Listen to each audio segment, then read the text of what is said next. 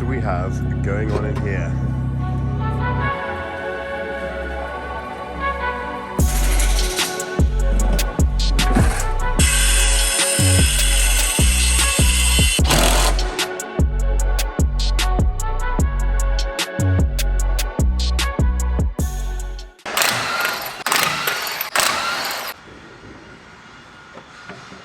So you got that new EBC disc on? Yeah, that's on. I want to give a massive shout out to Direnza, who supplied these amazing spacers to make sure that my new wheels fit the car. Since we filled it up with coolant, we haven't yet pressure tested this once it's gone on the car.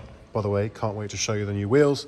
But for the time being, we need to get this put back together and then we can sort out the exhaust. So a little bit of an update. We had a little bit of a coolant leak having left this pressure tested last night, and it's leaked on the floor. So what we've done is the thermostat has had to be replaced because, as you can see, there's some damage in there, and the seal, apologise for the light flickering in the background, guys, but the seal was not the one. I don't think this has ever come off the car, to be fair, so we've had to replace it. So that's definitely something that needed doing.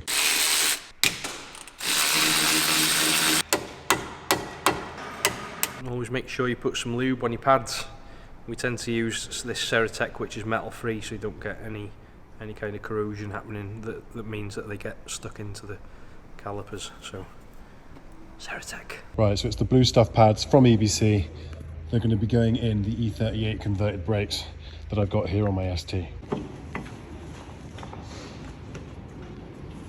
New pads on the left, old pads on the right. You still need to tap in the pins. Finally, these brakes are now fitted on the car, but the question is, can we get them bled in time before I need to leave at 2 o'clock? Now, I've got Alan's help, who you guys know as Alan Young ST225, who's down there, and we're going to get these bled now. We're going to get the car put back together, tighten a few ends, and hopefully we should be ready to show you guys what this thing looks like. Now, the new wheels are on, the new shifter's on, the new boost gauges are in, the service has been done, and the new brakes have been upgraded thanks to EBC. So yeah, guys, we'll join you in a bit, but for now, let's get bleeding. So Alan, we need to get the car bled now because the brakes have been upgraded, don't we? Yeah.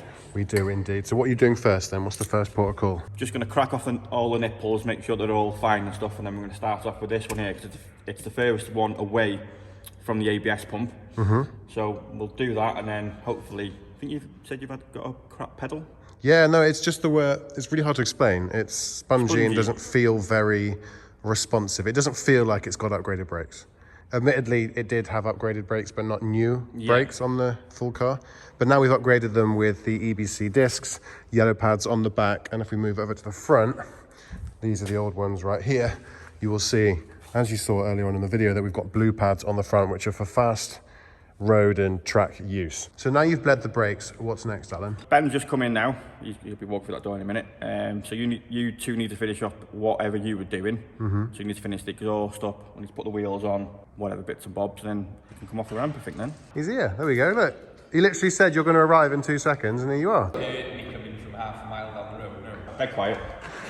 Right, so we're all set now. We just need to go around and clean up and get these wheels back on, align the exhaust, tighten everything up, and then we're good to get started on the next project. We're making good time. I think it's about time we choose an exhaust.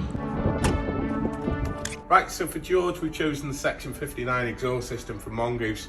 It's fully road legal, and it comes with these ginormous tips. The back boxes, 2 of them are included in the rear section, mounted just over the axle. Of course, guys, I have gone and got myself a 200 cell sports cat. This will allow you to run big power, but still pass a UK MOT. Now I'll put this down really quickly, just here, so it doesn't fall down. And I'll show you guys the difference between the different cells. And we've got a 200 cell right here and a 100 cell. So if I hold up the 200 to the light, you'll be able to see the cat inside there versus the 100 cell, which is better used for track use. Now, what we're going to be doing is using a 200 cell, which is in the sports cat down here. Now, this will cost you around 600 quid, but trust me when I tell you, it's good to spend good money on a system like this if you want big power on a road legal car here in the UK. You've just seen the video of George up at Mongoose choosing his new exhaust and his sports cat. So George held up the 200 cell sports cat, a 100 cell sports cat and a D-cat to show you the differences. Now we all know from watching these videos that you shouldn't be putting a D-cat on your car if it has to have a cat to pass the MOT.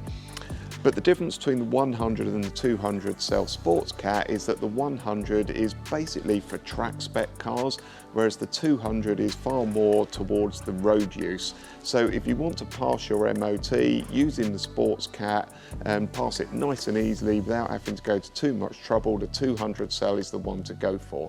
Leave the 100 cell for track day specific cars and just leave the decat altogether. Okay, so that would be my advice. Seeing as the old exhaust is now off the car entirely, I reckon we should turn this bad boy on, as currently it's exhaustless, because I've heard those 5 pots sound savage. Let's get the car down from the ramp, make it a little bit lower, and turn this thing on.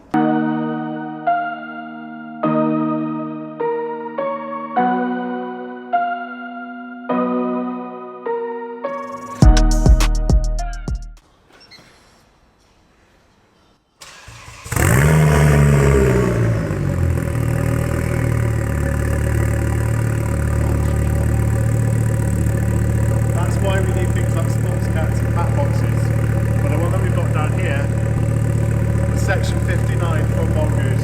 It's going to make all these things better. But either way, let's give this thing a rev before we get this thing on.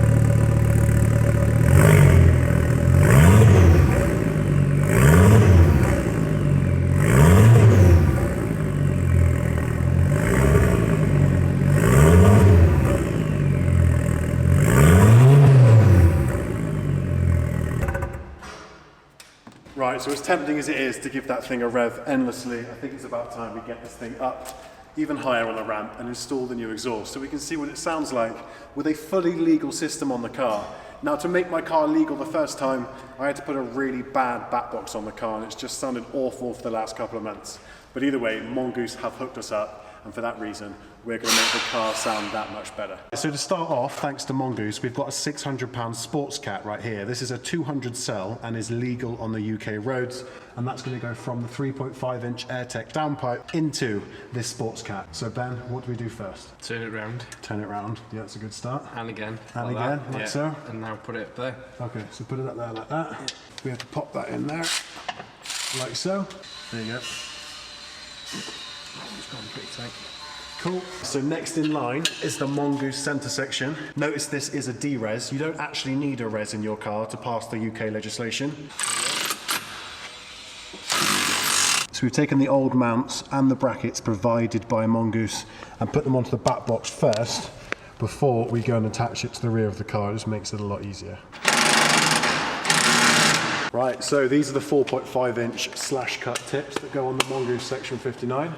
And now it's all about aligning them properly and make sure that they sit out correctly in line with the diffuser and make sure that they're even. That's definitely the most important part to having an aesthetic exhaust system. Somewhere there, maybe.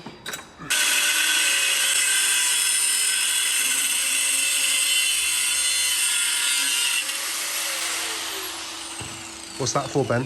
Just a little spacer for the exhaust hanger. Obviously, you've got the big RSL diffuser on there, so Yeah. it's the exhaust is just a little bit close. So Ben, you put the spacer in now, which is underneath that little mount in there. Yeah, this isn't the final one. These are just temporary trial spacers. I'm just trying to gauge the gap. The other side, we've put the actual finished size in. I'd say that's perfect. What do we have going on in here? Yeah, needless to say, we're off to the tyre garage because we've got some new wheels to go on the car. The excitement starts now. We are getting the wheels off of this car so we can see if these tyres will fit the new ones. For that reason, we can then get the RS wheels powder coated, resprayed, fixed if you like. But yeah, I'm excited to see if they fit, so let's get started. So far, we're having a little bit of an issue with the spigot ring. There's a tiny bit of play. And again, I know so little about alloy wheels, but long story short, these go inside the wheel and eliminate that little bit of play. So the spigot ring goes on there, as you can see, there's already one on. And it eliminates the play between the wheel and the actual hub itself.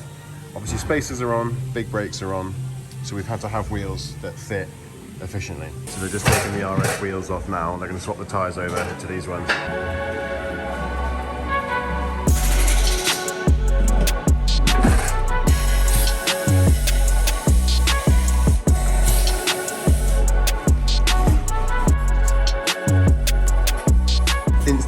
so much better with the actual tyre on it. So although it's not sat down yet, it is attached on the front. They're sorting out the ones over there.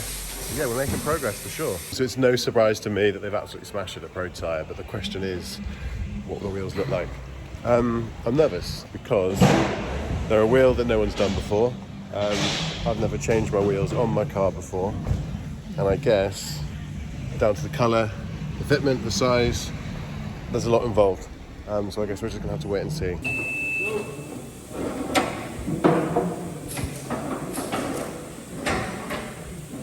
Right, let's get these outside and see how it looks. We arrived back and the wheel was way outside the arches, which is definitely a prohibition when it comes to the law.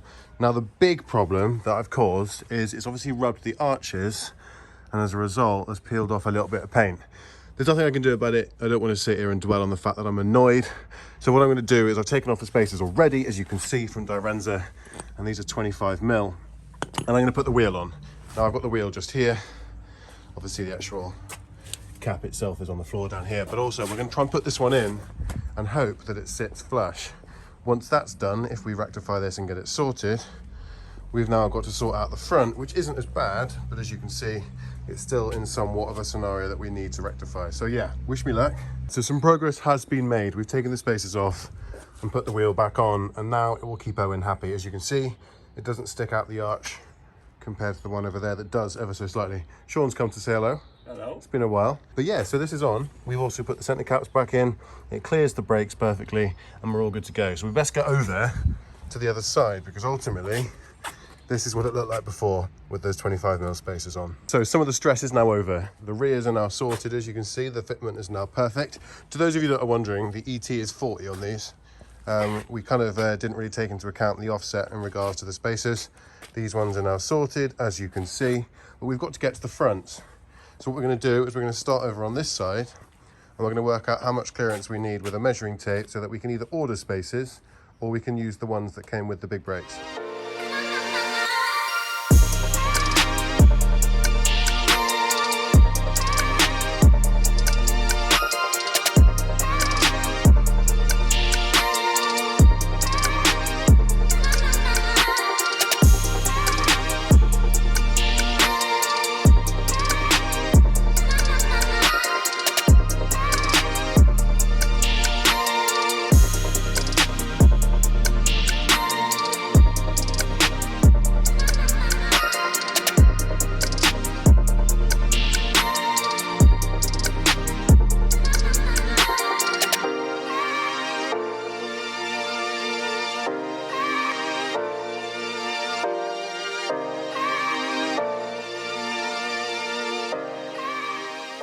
So George has brought the ST over to Hendy Lotus for me to have a look at the wheels.